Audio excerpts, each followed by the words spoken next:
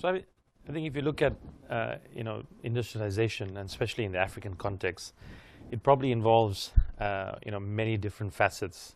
One is infrastructure. If you look up here in Busan in Korea, I mean, you'll see just in terms of be it the tunnel that you drive through, or the bridges, the ports and the airports. And I think in Africa, the one major gap that we're seeing today is this gap in getting the infrastructure spend up. Be it again ports, rail, roads. I was in China last week in Beijing. Standard Chartered Bank had our One Belt, One Road an annual forum. We're celebrating 160 years of being in China, and this was one big topic that even Chinese are looking at in terms of how do they help bridge that. Now, for me, it has to be a joint effort. Not just public and private, but it has to be public means the government has to lead these initiatives. But more importantly, from a commercial bank point of view, you're talking long-term financing, and therefore then you bring in the likes of multilateral institutions like the African Development Bank, the World Bank. The World Bank has got some really good products like the MIGA, which is the guarantee scheme.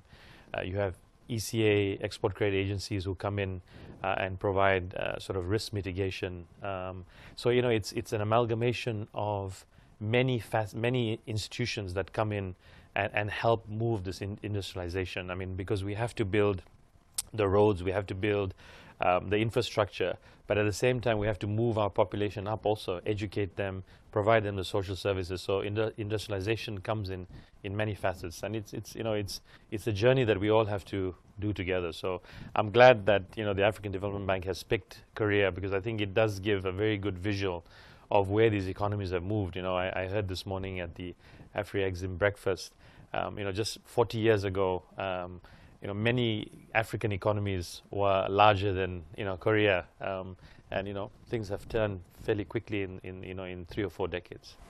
But some say that Africa should approach it differently, and that there's some precursors things that need to be put in place first before we actually talk about actual funding.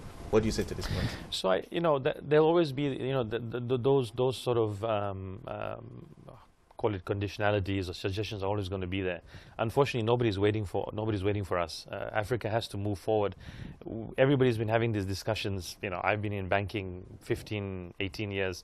It's the same conversation we've been having. I mean, the reality is that we need to get moving now, or yesterday, or last week, so that we prepare for our kids' futures for tomorrow and in the next century. So it is about, yes, I think we've seen a lot of the African countries move really exponentially from a governance perspective. I think you're seeing that change. We've seen a lot of African countries go and tap into the Eurobond, international financing that allows a lot more disclosure. It brings in international investors and communities. So again, it's a journey, and you can't wait for one to do another.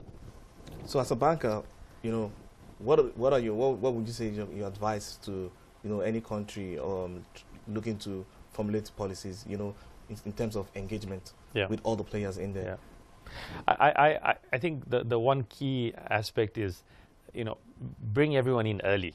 I think in this day and age when you have to, formulate, be it, banking documentation or just general roadmaps, you rather have those dialogues early. Listen to what the private sector is saying. Don't have a talking fest and then nothing comes out of it. I think it's important that countries have these forums, have a vibrant private sector, listen to what they're advising, put that into government policy. Not everything can translate into that because governments have bigger issues to manage and things like that. But work with those policies and and put together something that works in some instance for the private sector, but also it achieves what the governments are trying to do. So bring us in early. Listen to what we're saying, and then eventually, put some of that into motion. What do you think can move the needle for Africa's industrialization from the conversations we're going to hear here? So again, so the conversations are one aspect of it, right? So what we hear in the various sessions or plenaries. But I think, for us, it's an opportunity also to network, right? I mean, it's a great opportunity to get a whole bunch of different players from different sectors, different governments. You know, a lot of Ministry of Finances are here, or officials from the Ministry of Finances from, you know, a wide selection of African countries. So it's a good opportunity also just to catch someone in the corner, have a conversation, pick up some of the issues that we may see that are happening in a less informal manner, as opposed to going for a formal meeting with 50 people there, and sometimes things get lost in translation. So this is a great networking event. I mean, we come here.